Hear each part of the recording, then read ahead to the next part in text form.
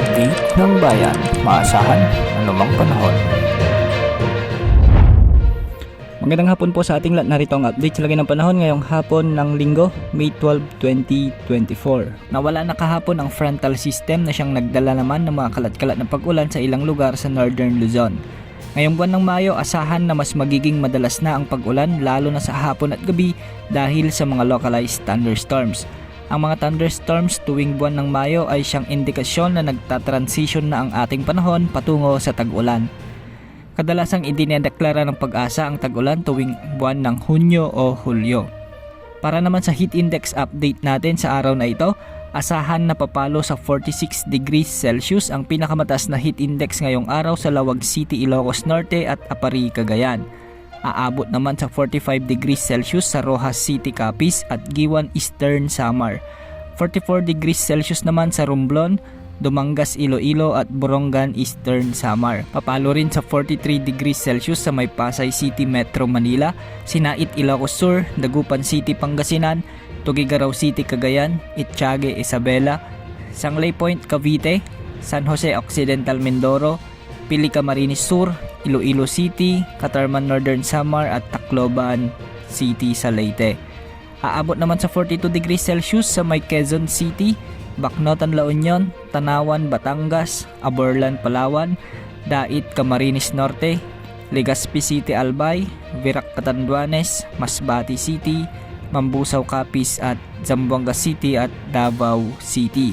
Ngayong araw, posibleng muling makaranas ng mga pag-ulan ng mga lugar sa Luzon, particular sa Cordillera Region, Ilocos Region, Cagayan Valley at Central Luzon.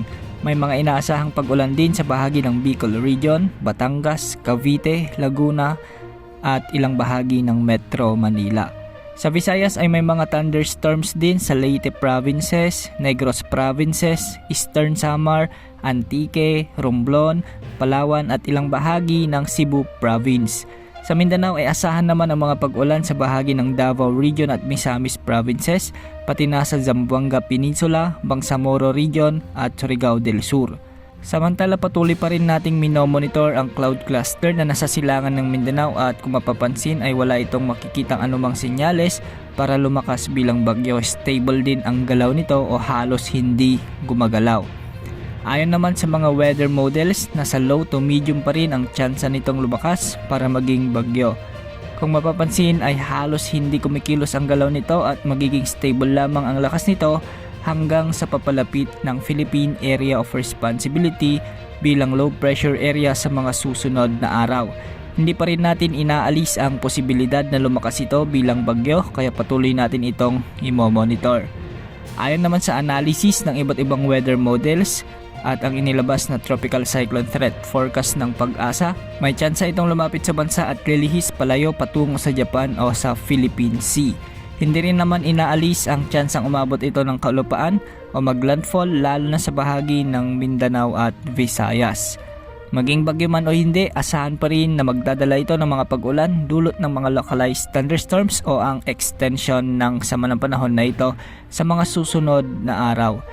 Sa mga kababayan natin na posibleng maapektuhan sa susunod na linggo, mag-ingat po sa banta ng baha at landslides. Kung sakaling mabuo ito at pumasok sa ating area of responsibility, papangalanan ito ng Pag-asa bilang Aghon, ang unang bagyo ngayong 2024. Wala namang nakataas na gale warning ngayon sa mga karagatang sakop ng ating bansa.